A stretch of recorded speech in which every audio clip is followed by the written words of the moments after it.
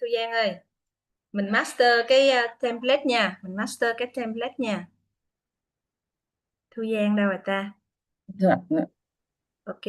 Cô Hải Hưng ơi, cô cứ an vui hiện diện ở đây cùng với chúng em, mà cô muốn đọc cùng thì cô cứ thuận lợi với chúng em nha cô ơi. Mình Vâng ạ, master đấy cái đang nghe xem là cái nha. gì đó. Master cái template nha.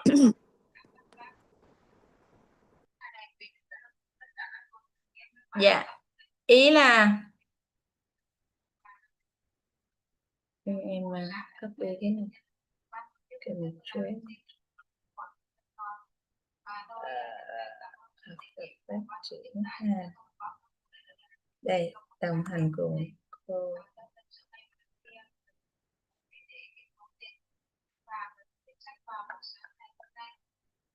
Bên video playlist rồi cái này mình sẽ có học tập phát triển mentor tiếng Anh.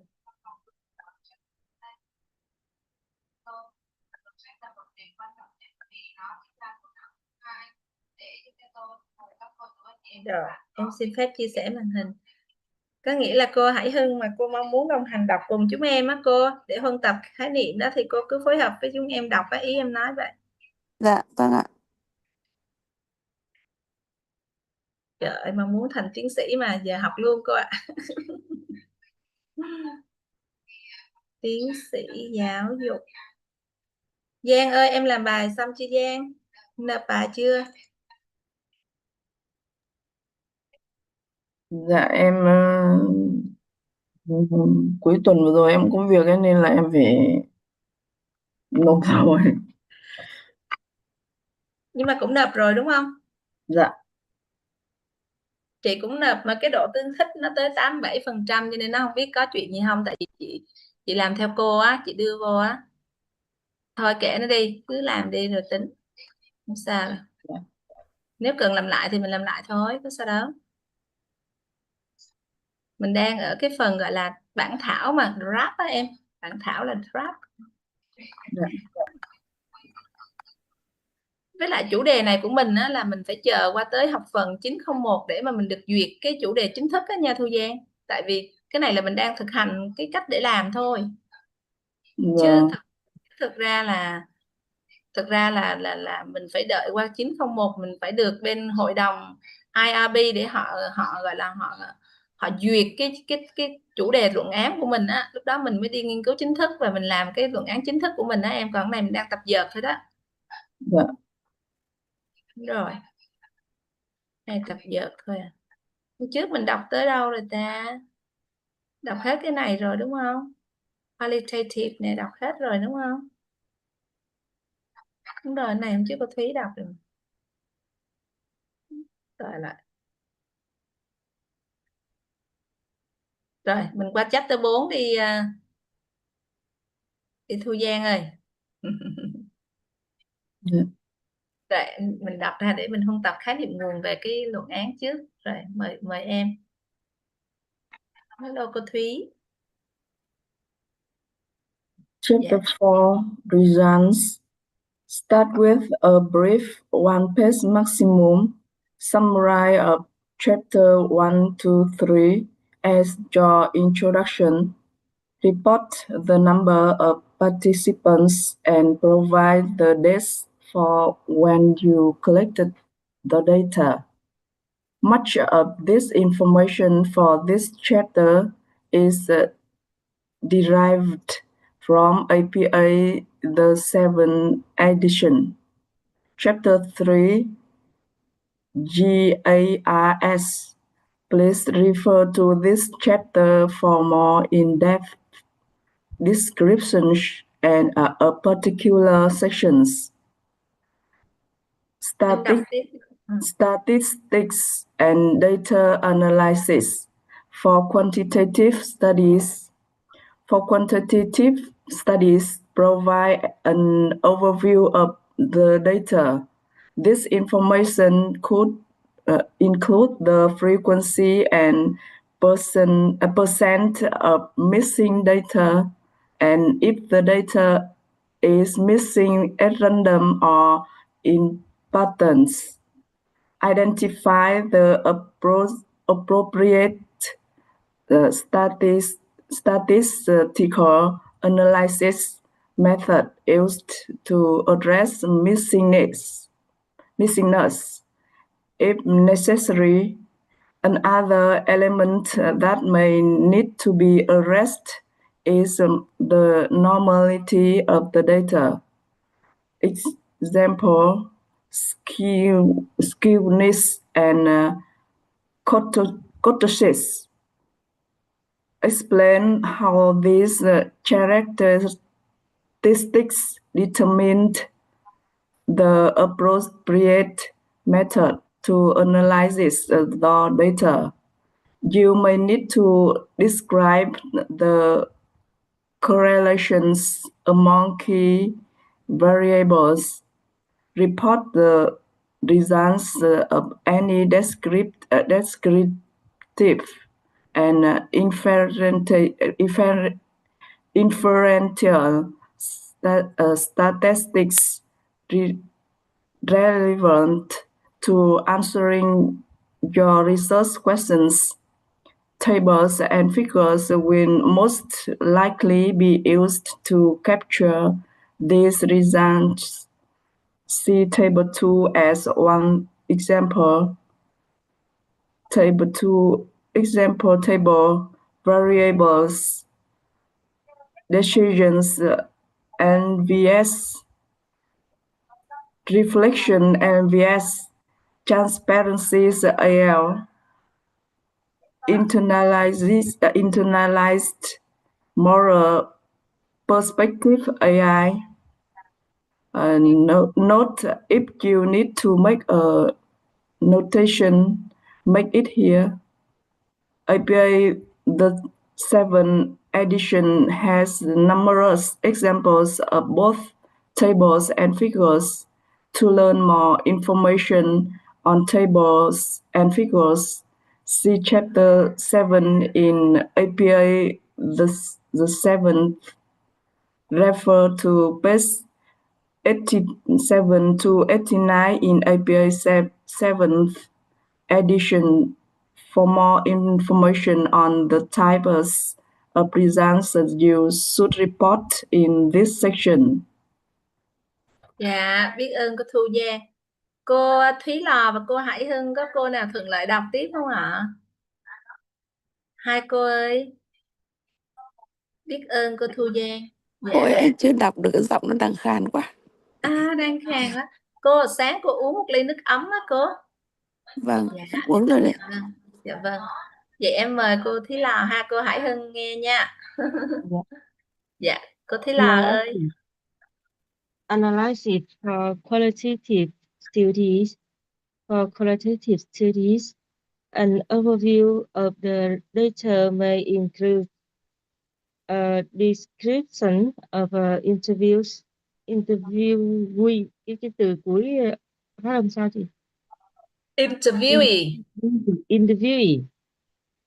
Interviewee, the research size, characteristics. Yeah, cái chữ này mình đọc thành characteristics.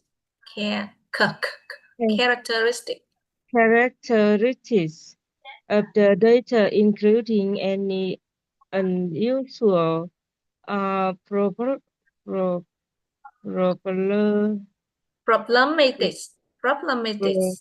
problematic feature that you needed to address to adequately analyze your data, provide detailed information on the duration, including mean and range of length of interview, for example, number of data collection points per participant, or content of the data collection, describe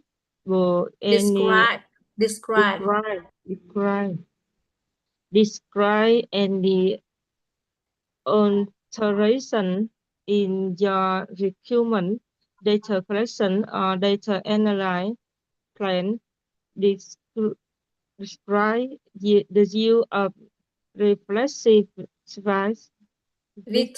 Yes. reflexivity in the data collection process. This section and your research section should illustrate methodological integrity. APA 2020, page 98. Methodological integrity can be found through assessing the adequacy of the data Adequacy, đúng rồi, of the data. managing the researcher perspective and grounding the Perspective. perspective and grounding the finding in evidence for Evidence. evidence for qualitative research requires the analytic process of reaching your finding require the research and findings example some Teams. character Teams. Đúng là teams. Category. team category Đúng rồi, category. narrative. Be sure to include enough information from your participants and data source to Sources. That data sources To uh, adequately adequately convince your reader of your research. Organize this section according to your research questions. Each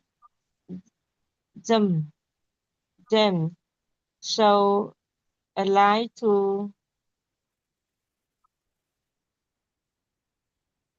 a research question but should not draw conclusion. Be sure to describe your research without restating the research design. Desire. Design, đúng rồi, design, đúng rồi, design. Research design. If you uncover an anticipated research, it is important to decrypt and detail the research as well. Summary should include the main points included in each of the heading. Consider creating a sentence from each of your headings, summarizing the main content of that section. Place the sentences in the same order as your headings, and then revise for coherency. It should not include citation, and it should be 1 to 2 paragraphs. Ngon rồi đó. Đó, như vậy thì về cái phần chương 4 này là mình viết về kết quả mà mình đã nghiên cứu từ chapter 1, 2, 3 này. Đó, thì mình đưa ra, ví ở đây nó có cái định tính nếu mà ai mà theo cái phương pháp định tính thì mình sẽ làm cái dưới này nha các em. Đây ha. Mình phải có bảng biểu á. Còn ai mà theo định lượng thì tập trung vào cái phần phân tích định lượng này nha cả nhà. Nhà mình đã xác nhận cái phương pháp chưa ạ? Nhưng như Thúy Lò là của em là em tập trung vô định tính hay định lượng Thúy Lò? Định tính ạ. Của em định tính đúng không? Dạ. Em làm nghiên cứu hiện thực học. Qualitative nè, thì chị cũng làm đó luôn á. Mà như hôm trước mà mình học với giáo sư á, thì chị thấy là cô ấy nói là mình không có nhiều thời gian cho nên tốt nhất là mình chọn một loại thôi, em nhớ không? Dạ, Hôm trước á, trong cái buổi Zoom á, dạ nhớ. chị cũng vậy, chị cũng làm qualitative luôn à, chị làm kiểu case study với interview á em. Đó, Dạ. chị cũng vậy luôn. Thu Giang em thì sao? Thu Giang Dạ em cũng dùng định tính ạ. cũng định Thì tính chị luôn em ha. mình định tính theo chung nhóm đó. Em nghĩ còn nhóm bên kia là định lượng. Ủa vậy đó hả? Có vậy luôn sao? Dạ, tại vì họ họ dựa theo phương pháp nghiên cứu mà họ phân nhóm á. Ồ, vui quá ha. Thôi tổng nghiệp quy định rồi các em ơi. Chị cũng đi theo qualitative cho nên mình sẽ tập trung vô cái nào liên quan tới định tính là mình quay ngược lại mình học lại nha các em. Mình quay lại mình học lại ha. Chị nhớ là trong Dạ, cái học phần của mình nó có cái phần về phương pháp luôn, định tính định lượng làm rất là kỹ á, mình quay lại mình học cái đó nữa nha. dạ. Ok. Cô Hải Hưng cứ an vui huân tập nha cô Hải Hưng. Bây giờ thì cô Hải Vâng ạ. Hưng có thể đọc, cô có thể đọc cái phần chapter 5 này để cô cũng có khái niệm rồi các cô cũng được nghe tiếng Anh của cô. Cô đọc được chưa? Cô đọc được chưa ạ? Sao em vẫn đang khá em đang ngậm. Em đang ngậm nó Ok đang ok, vậy cô nghe nha, em đọc cho cô, đọc cho các cô. Yeah. Chapter 5 Discussion. Provide an introduction by briefly summarizing your study, one paragraph, and then summarize the results chapter. Approximately one paragraph highlighting your key findings. Discussion. Based on your results from Chapter 4, discuss your conclusion. Please remember that if conclusions are derived from the data. For quantitative study, describe how your hypotheses were supported or not. For qualitative study, describe how the key findings advance understanding or describe how the finds can be best utilized. APA 2020, page 99. For both quantitative and qualitative methods, and for mixed methods, inform the reader how your conclusions interact with the current literature. Do they support, corroborate, contradict, or extend the literature? Limitation and strengths. For quantitative study, interpret your results. Take into considerations the sources of potential bias, threats to internal and statistical validity, precision of measurements protocols, overall numbers of tests or overlap among tests, adequacy of sample size and sampling validity. Consider others contextual issues such as setting, measurements, time, etc. Describe the limits of the external validity of your study by discussing the generalizability of the findings. Take into account the target populations and the sampling validity. APA 2020, page 81. For qualitative studies, reflect on any alternatives, explanations of the findings. Identify any ways in which the types of data, qualities of the data, or analysis may weaken the methodological integrity. APA 2020, page 99, 104. Dạ, có cô nào muốn đọc nữa không? Còn có chút xíu ta để em đọc luôn. Recommendation. Describe the recommendations or implications for stakeholder, implication for policies or programs, and or implication for future research.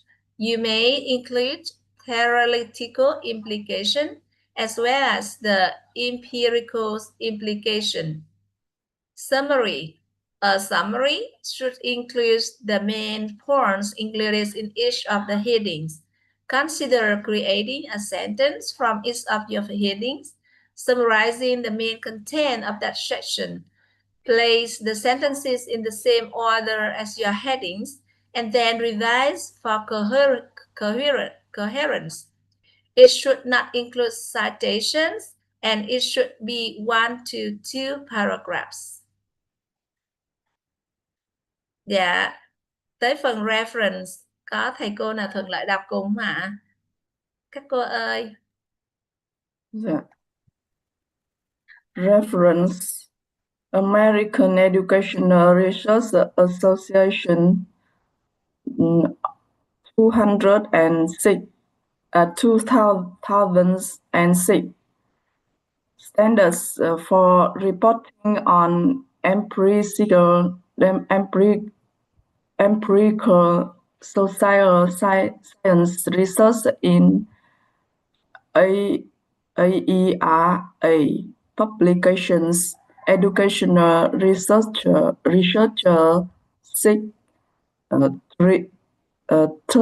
33 and 20 and 40 to 40 American Psychological Association 2020 publication manual of the American Psychological Association, the seventh Edition, cái đó là edition, phiên bản. edition. Rồi khúc sau phải đọc ha. Rồi mình đọc xuống dưới. Bloomberg, NT and Voper M 2016 completing your qualitative dissertation, a roadmap from beginning to end, SAGE, Berkeley, PG, and Jiminy's chauffeur S 2018 Elements of Inquiry, Research and Methods for a Quality Dissertation, the second edition, Routledge,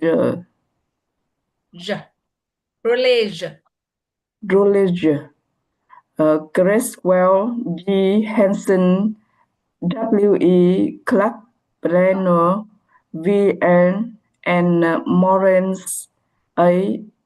2007 Qualitative Research Design Selection and Implementation, the counseling psychologist 35 to 2036 to 236 to 264 at Good College 2020 Education Leadership Doctoral Program Handbook.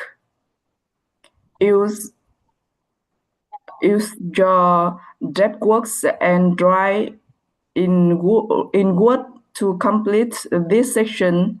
On reference included in the body of the dissertation need to be included here. Be sure you do not add a reference that is not in the body or a citation in the body and not in the reference list. You should remember to place on your reference in alphabetical order. Set the first line margin flush left. All other lines indented 1/2 inch. Follow the detailed instructions on creating reference in your APA manual, the 7th edition, 2020, chapters 9 and 10. Thus, prior to publication, coordinate with the editor and or the dissertation coordinator to disconnect your right and side from your final dissertation version so that your editor can make changes to the reference space if needed. See the EDD Research and Writing Center My Science page for further information on file naming and decoupling rep works as the last step prior to publication. Dạ, biết ơn cô Thu Giang. Cái phần ở dưới này là cái phần appendix ha cả nhà. Appendix, cái này nó đưa ra ví dụ cho mình thôi. Appendix mình đưa vô ví dụ. Toàn bộ là appendix. Các cô có muốn đọc cái này không? Hay là tham khảo thôi? Toàn là tất cả đều là appendix hết nha các cô. Rồi, còn có 5 cái appendix thôi mình đọc luôn đi ha, để mình ôn tập khái niệm nguồn luôn ha. Dạ. Cô Thúy Lò ơi, cô Thúy Lò đọc appendix A đi, xong rồi cứ lần lượt cùng nhau đọc ha. Trời ơi, ngày hôm nay mình huân tập xong cái này coi như cuộc đời mình nó ngon quá trời luôn. Có được cái hình ảnh tổng quan á các cô. Tổng quan mình biết là trong cái luận án của mình làm cái phần gì. Cái nếu mà ngon hơn nữa cái mình đọc lại hoặc là mình đưa vô trong cái phần đồ hình của mình á. Em sẽ đọc đi để em đơn giản hóa cái này thành một cái đồ hình thôi trên giấy A4 đi. Để cho mình khỏe. Ở đây mình toàn định tính hết đúng không? Để em không cần quan tâm tới cái định lượng, em làm định tính nha. Dạ. Cô thấy là có thuận lợi đọc không cô? Thì hãy em đọc. Cô đọc đi để cô đơn giản hóa thành cái đồ hình nhé cô. Không, đừng nào em cũng đọc nhưng mà cứ đọc với nhau thôi chứ còn em cũng phải đọc chứ. Dạ. Muốn làm thành đơn giản hóa thành đồ hình thì cũng phải đọc lại hết luôn á cô. Thế là Dạ.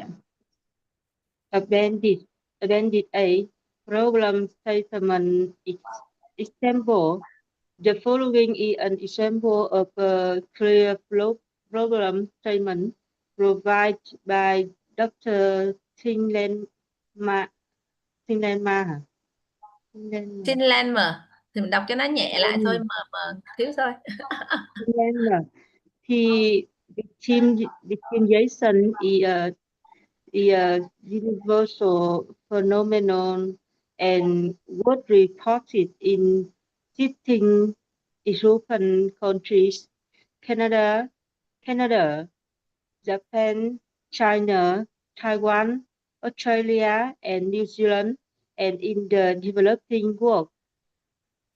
Chen and after 2010, Smith and Brand. In Taiwan, the problem of victimization recently received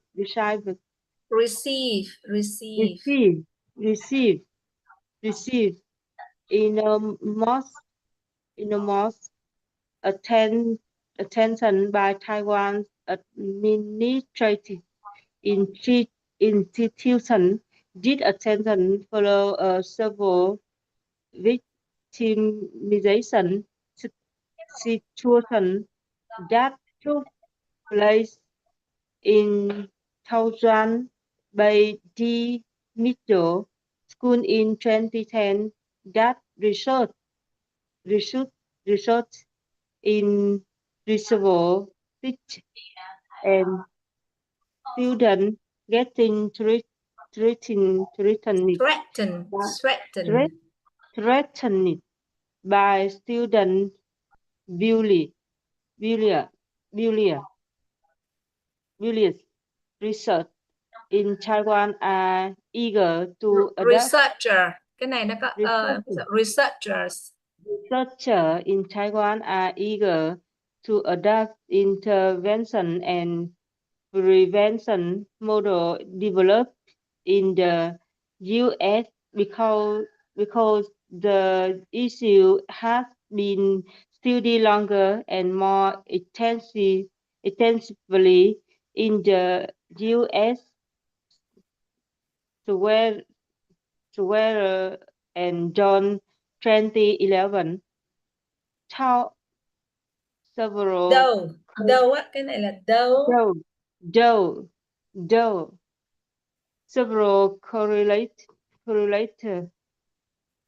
B. Victimization in Taiwan, such as gender and age difference, are demonstrated to be similar to those identified in the U.S. chain and after 2010 fundamental question remained unsolved as to whether peers who witnessed victimization demonstrate have behavior in a similar way between United States and Taiwan. It is important that a method study be conducted to compare cultural differences and similarity in peer witnesses, helping behavior toward victims across the United States and Taiwan. Biết ơn cô Thúy. Dạ, cô Thu Giang ơi, cô có thuận lợi đọc cái Appendix B không cô? Yeah. Appendix B, purpose statement example. The following is an example of a clear purpose statement provided by Dr. Thinh Ma. The purpose of the study is to identify cultural differences and similarities in early adolescence coping strategies in responses to peer victimization at school in both Taiwan and the United States. Using a mixed method approach, the specific research questions addressed in this study are: 1. Do early adolescents in Taiwan endorses coping strategies outlined by Cozy and Dubow's 1992, more or less than their U.S. counterparts? 2. In what way is culture reflected in adolescents' social conditions used in the coping process in response to actual peer victimization experience for both Taiwanese and U.S. early adolescents? This study will use a quantitative approach to answer the first question because cultural comparisons can be made on an exciting measure of coping responses. I believe that the second question is better approached by a qualitative procedure because I seek to conduct an initial exploration into how the adolescent coping process is permeated by cultural values. Đây là procedure nha, Thu Giang. Qualitative procedure. Procedure. Đúng rồi, chứ không có đọc là procedure nha. Procedure. Yeah. Ok, đọc trời ơi, càng ngày nhà mình càng xịn lên ha. Appendix C, literacy mapping activity. Mapping is a very useful graphical technique that helps you to visualize connections and relationship between things. In the case of literatures, these associations between literatures and mapping can help to identify issues such as proximity and connection in terms of ideas and findings. Once you have analyzed the paper using critical techniques, you need to decide how it fits in other literature that you have already analyzed. You can achieve this by literature's mapping, which involves broadly identifying the key concepts across the literatures and how each paper or piece of the material fits into this overall conceptual map. You should start by answering this question in relation to your reading. Writing down the major themes from the literatures which have relevance for your research. Write down any areas of consensus between different authors. Write down any areas of dispute or disagreements between particular authors. State if there are any special reason which might account for the different views held by different authors. For example, have they conducted their research at different times or using different techniques? Note the implication with both the cases of consensus and the disagreements for your own research if applicable. Every time you read new literature, ask yourself, where does this paper fit in and does this answer any of my answers to the previous 5 questions? 1. Literature's mapping practice. A. Select an article that is determined to your research topic. Review the literature's review for the article that you chose. Indicates places where literature is used to do the following: introduce the problems, introduce the theories, provide direction to research questions, compare results with existing literatures or prediction. May the literature that you think the author may have mapped is before writing the review of the literature. Appendix D. Còn cái 2 cái ngắn nè. Để chị đọc luôn ha. Còn cái 2 cái ngắn. Appendix D, approvals. Please note that you may need an appendix for your approval and permission. If your study requires an IRB approval process, you will need to include the letter from each good colleague indicating approvals of your study. Likewise, you must add needed copyright permission. For example, if you use another author figure, you must have permission to publish it, and that permission should be included in an appendix. You may include all of those permissions in an appendix titled Approvals. Appendix BE, Qualitative Introduction. In this qualitative inquiry, I will use an approach to examine. By using approach, this study aims to address the research questions that guide this study is follows.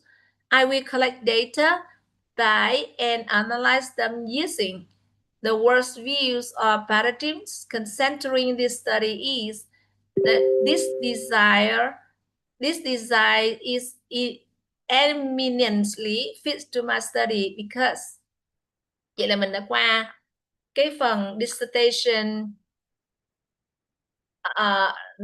template rồi ha các em ha. Dạ. Như vậy thì mình cứ lần lượt thôi. Trong cái học phần này của mình thì mình sẽ hoàn thành chapter 1, chapter 2 cái phần bản thảo ha. Rồi sau đó qua các cái chương trình khác thì mình sẽ có cái phần gọi là chapter 3 và sau đó có bảo vệ đó. Thì tối ngày hôm nay chị sẽ đi xem cái cách anh Bảo ảnh bảo vệ luận án như thế nào. Sẽ có cái phần video record lại thì khi nào có thì chị share với cả nhà mình, share với các em. Dạ, rồi có cái bài học gì thì cũng chia sẻ cho mọi người luôn ha. Tại vì mình không có thuận lợi mình tham gia trực tiếp ấy. Cũng biết có mở Zoom không chắc không á, để coi tình hình nha. Dạ.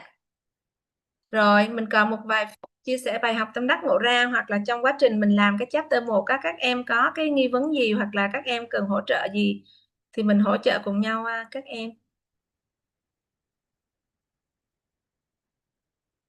Có ai có bài học tâm đắc ngộ ra hoặc là có điều gì muốn chia sẻ trong lúc quá trình mình làm bài tập không?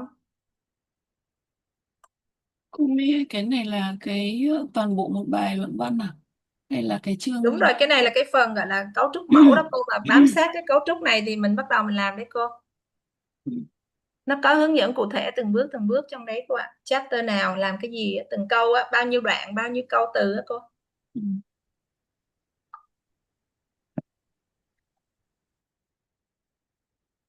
Cô Thúy Lò, cô Thu Giang có bài học gì không?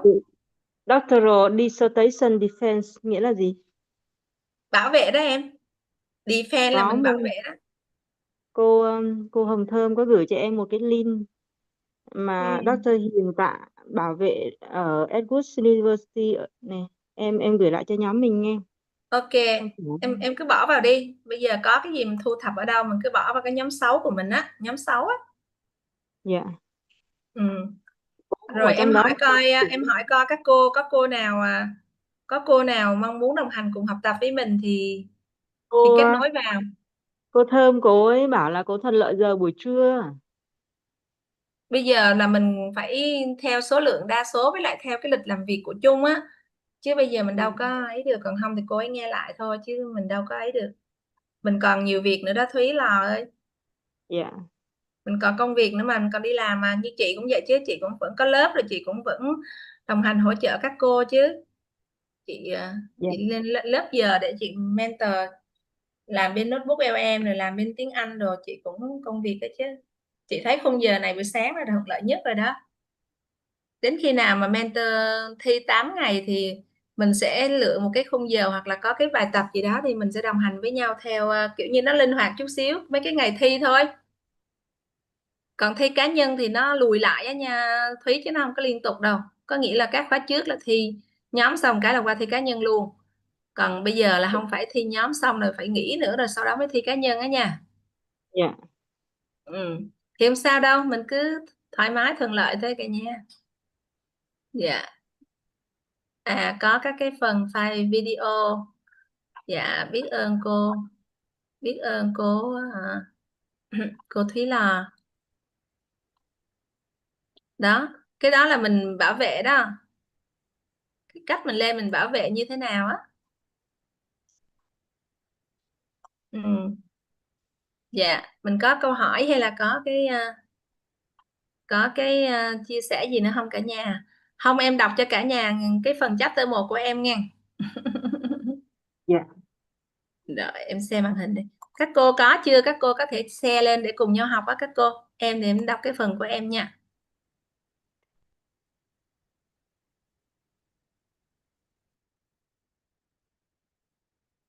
Đây, mấy cái này cái đề tài của em đó là transformational leadership in adult education, applying acquisition, acceleration and gathering methods for whole being transformations in Vietnam. Có nghĩa là chị ứng dụng cái phần là nhà lãnh đạo chuyển hóa vào trong giáo dục người trưởng thành, ứng dụng phương pháp gia tốc thủ đắc gia tốc và tụ chúng đến hướng đến cái sự chuyển hóa toàn diện ở Việt Nam là đề tài của chị á. Mấy cái phần này mình chưa làm gì hết, mình bỏ qua ha. Mấy cái phần này cô nói làm sau cùng. Đây mình tập trung vào cái chapter 1 thôi, còn cái nào không có mình cứ để im ha. Đây, the landscape of adult education in Vietnam is undergoing a profound shift to meet the demands of lifelong learning and digital transformation. To keep pace with its evolutions, educational leaders must design programs that not only deliver knowledge but also foster a whole-being transformation for adult learners. As Ben Shahar argues, if we are to replace information with actual transformation, we must shift our focus to reminding, repeating, and ritualizing. Recently, advanced educational methods such as acquisition, acceleration, and gathering have demonstrated significant efficacy in enhancing learning experiences and expediting the learning process by isolating context and leveraging the power of Alice's collective wisdom. However, The strategic application of these methods in designing and proceeding with both online and offline courses remains a formidable challenge for educational institutions. Current understanding of this issue are fragmented. Existing literatures highlights the isolated benefits of its methods, but lacks insight into the guiding roles of educational leaders in integrating them. This gap in the literature necessitates an in-depth study to understand how educational leaders create a comprehensively transformative environment for adult learners in Vietnam. Đó là cái phần bối cảnh á. Cái phần bối cảnh thì mình nói rằng là về cái việc là người trưởng thành họ cũng quan tâm tới một cái vấn đề là họ mong muốn được học tập trọn đời và ứng dụng vào xong cái gọi là chuyển đổi số á. Đó. Thì sau đó chị dẫn vào trong cái phần gọi là phương pháp thủ đắc gia tốc và tụ chúng á, đã đưa ra những cái gọi là hiệu quả trong cái việc là mình thiết kế nè và mình tiến hành mình vận hành á. Đó, những cái khóa học online và offline làm sao mà đảm bảo được cái gọi là lợi ích cho người học nè. Và thông thường thì các cái phương pháp giáo dục thì nó sẽ phân chia ra từng cái phương pháp riêng lẻ, nhưng mà ở đây thì các nhà lãnh đạo giáo dục thì mình hướng tới đó là mình sẽ tạo ra một cái môi trường ở nơi đó nó có luôn cái sự tích hợp của những cái phương pháp giáo dục này với nhau luôn, để tạo ra một cái môi trường chuyển hóa toàn diện cho những người học ở Việt Nam á. Thì cái đầu tiên là của chị như vậy á. Problem statement. The current stage of adult education in Vietnam faces a significant challenge in designing comprehensively transformative courses across both online and offline environments. Roberts and Hyatt, 2019, define a research problem as an issue existing in the literatures, in theories, or in practice that lead to a definitive need for the study. Others, the educational methods of acquisition, acceleration, and gatherings offer outstanding potential in shifting cognitive paradigm. The lack of leadership capacity to strategically apply these methods diminishes actual training effectiveness. While current literature emphasizes the importance of designing multi-platform learning environments, there remains a substantial gap regarding how educational leaders can effectively integrate these specific methods to cultivate root transformation for learners. Therefore, this study proposes a solution by exploring the current application practice of educational leaders, thereby providing leadership strategies to address this knowledge gap and enhance the qualities of course design for adult learner. Cái này là mình nói về vấn đề thôi ha. Yeah. Purpose statement. The purpose of this qualitative study is to explore how educational leaders apply the methods of acquisitions, accelerations, and gathering in designing and proceeding with online and offline courses aimed at enhancing education and transformations of adult learners in Vietnam. Liddy and Amroth, 2019, posits that qualitative methodology is particularly suited to describe, explore, and interpret emergent contextual phenomena holistically rather than merely testing predetermined variables.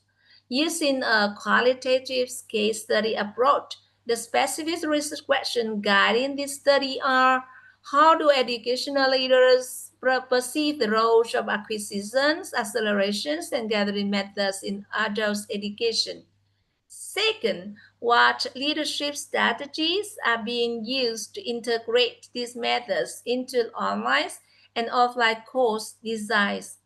What challenge do leaders face in the process of promoting well-being transformations for learners in Vietnam? This study utilized a qualitative approach because it allowed the researchers to deeply explore the processes, meaning, social context, and practical experiences of leaders. Complex elements that cannot be fully captured through quantitative measure. Tiếp thôi ha.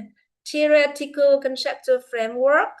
This study is grounded in the theoretical frameworks of transformational leadership combined with the Root Education conceptual framework.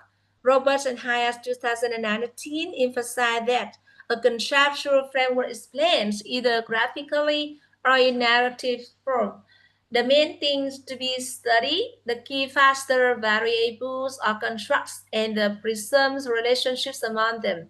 Page 105. Applying this principle, the Root Education framework focuses on the process of learners shifting the inner condition, achieving a profound understanding of human life, and attaining the 7 holistic wells: wisdom, mentality, character, virtue, competency, physical health, and materials. This perfectly aligns with the whole being education and transformations objective of this research. Complementing these transformational leadership theories explain how leaders inspire, guide, and implement innovative instructional methods into the learning environment. The integrations of these two frameworks provide a rigorous foundation for answering the research questions, as they explain the interaction between the leader creation of the learning environment and the profound psychological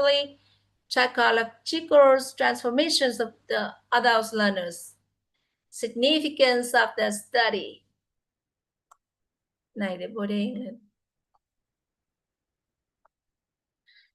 Significance of the study. This session explores the why of the research, establishing how it fills gaps in the knowledge base and how it will be useful to practitioners. Roberts and Hayes 2019, this study holds significant importance by providing a new foundational understanding of the leadership role within the rapidly changing context of adult education in Vietnam.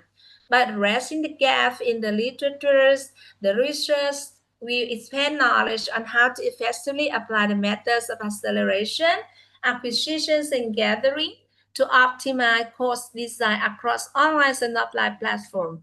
The findings of this study will offer substantial but practical values for educational administrator, instructional designer, and policymaker in enabling them to be profound training strategies that promote the holistic development of our learner.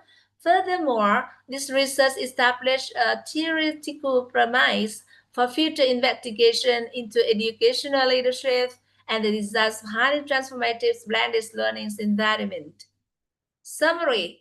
This chapter established the context and emphasized the critical need for effective leadership thinking in the design of adult education programs in Vietnam. The problem statement identified the current gap between the tremendous potential of advanced educational methods and the lack of leadership strategy to apply them in practical online and offline courses. The purpose of this qualitative study is to explore the strategy utilized and challenges encountered by leaders, guided by research questions, focus on their perceptions and practical action, grounded in transformational leadership theories and the Root Education conceptual framework. This study carries profound theoretical and practical significance, promising the contributes vital direction for enhancing the quality of well-being education for adult learner. Sau đó mình có cái reference ha. Dạ. Một lần nữa rất là biết ơn các cô đã đồng hành học tập trong buổi sáng ngày hôm nay. Mình hoàn thành cái chapter 1 để mình nộp bài ha các cô, để chấm điểm ha. Sau đó là mình sẽ làm tới chapter 2. Chapter 2. Ngày trong chắc luôn hả? Em không bỏ vô đó, em chẳng lẽ là bây giờ kéo xuống hết cái luận án để mà đưa tài liệu nghiên cứu, đưa reference vào phần cuối bài, nên là thôi em không bỏ vô luôn. Đâu, cái reference đó là hôm trước cô Susan nói là mình cứ để vô từng phần đó em. Dạ. Rồi sau đó mình sẽ tổng hợp hết tất cả các phần đó lại thì nó ra cái reference list tổng. Hôm trước các bạn hỏi bạn hỏi về reference. Tao nhớ nhưng mà qua đầu Thì óc đấy mình bắt buộc phải có đấy. Ở nước ngoài người ta bắt buộc phải có cái reference đấy. Dạ, ý tham là em chiếu, tài liệu phải tham có khảo, tài liệu tham chiếu đó. Nên là mình cứ làm chapter 1 là mình có cái reference list của chapter 1, sau này mình tổng hợp hết thành một cái list tổng thì mình tính sau. Còn bây giờ mình làm từng chương á, mà cô nói là giữ nguyên cái template này luôn, làm tới đâu cái phần nào của mình cứ ráp vô á, cô Thúy với cô Thu Giang với cô Hưng. Dạ. Ví dụ giống như là cái template này nè mình giữ nguyên luôn, sau này mình làm chapter 2 mình bỏ vô luôn, mình làm chapter 2 mình bỏ vô cái phần dưới đó, chapter 2. Rồi sau đó mình làm chapter 3 thì mình bỏ chapter 3, mình làm cho tới 5 chapter là xong. Dạ. Và qua từng phần như vậy á, mà khi mà mình phải vô cái học phần mà bên IRB người ta duyệt cái chủ đề cho mình rồi á, thì lúc đó mình mới bảo vệ chính thức trước hội đồng. Còn bây giờ mình đang tập tành để mình làm cho nó quen thôi, mình nắm được cái cấu trúc của template. Cô Susan nói rồi, chỉ ngoan ngoãn nghe lời làm theo, bám sát đúng cái này, làm đúng cái này thôi, đừng có sáng tạo gì hết trơn á, cực khoan hãy sáng tạo. Dạ. Biết ơn các cô, chúc các cô tuần mới, ngày mới an vui ha. Dạ, hẹn gặp lại các cô sáng mai khung giờ. Các cô mà huân tập nội tâm thì mình sẽ vào khung giờ là 4 giờ sáng tới 5 giờ sáng, 5 giờ tới 6 giờ là tiến sĩ, 14 giờ 30 tới 15 giờ 30 là cái đang Zoom bây giờ là luyện IPA phát âm. Dạ. Dạ. Rồi các cô mà đi Nhật á, thì sẽ xem xét xem có một cái khung giờ nào đó các cô muốn giao tiếp bật ra đó, thì các cô cứ chuẩn bị đề tài hoặc chuẩn bị điều gì các cô muốn nói á, cứ mở cái Zoom lên, chắc em nghĩ là dành 30 phút buổi tối là ok rồi. Các cô vào chỉ cần bật ra thôi là các cô ngon rồi. Ví dụ như cô Hải Hưng thì cô ok rồi, thì nếu mà cô thuận lợi thì cô tham gia. Còn ví dụ như cô Thúy Lò với cô Phạm Ngọc Trinh á là phải tăng cường nha, để mà mình tăng cái nghe nói của mình lên để mà mình phản ứng á, gọi là mình phản xạ chứ, phản xạ đó. Thì tùy các cô ha, còn cuối tuần thì sẽ coi thử như tình hình sắp xếp như thế nào để mình làm một cái lộ trình nén cho các cô để các cô có cái bật, nhưng mà hàng ngày các cô cũng phải luyện để bật ra cái đã, bật ra gọi ra bật ra. Giống như cô Mai Trang sáng nay á, cô ấy bật ra cái nguyên lý ánh sáng xong là cô hạnh phúc lắm. Cô không có hình dung là cô có thể bật ra, cô gọi mở từ bên trong ra cô nói nguyên lý ánh sáng, cô rất là hài lòng, nội tâm rất vui luôn đó. Nên các cô cũng vậy. Rồi về cái khung thời gian đồng hành với nhau thì để Hoài My sắp xếp như thế nào rồi mới nhắn nha. Dạ. Dạ, nhưng chắc chắn mỗi ngày chắc phải gặp nhau rồi đó, chắc chắn là phải mỗi ngày gặp nhau để mà các cô rèn luyện rồi đó. Như vậy nếu mà cứ cần mẫn như vậy thì khoảng 1 tháng rưỡi nữa mình bay là lúc đó các cô cứng cáp lắm rồi, các cô cứng cáp có thể tự bay được.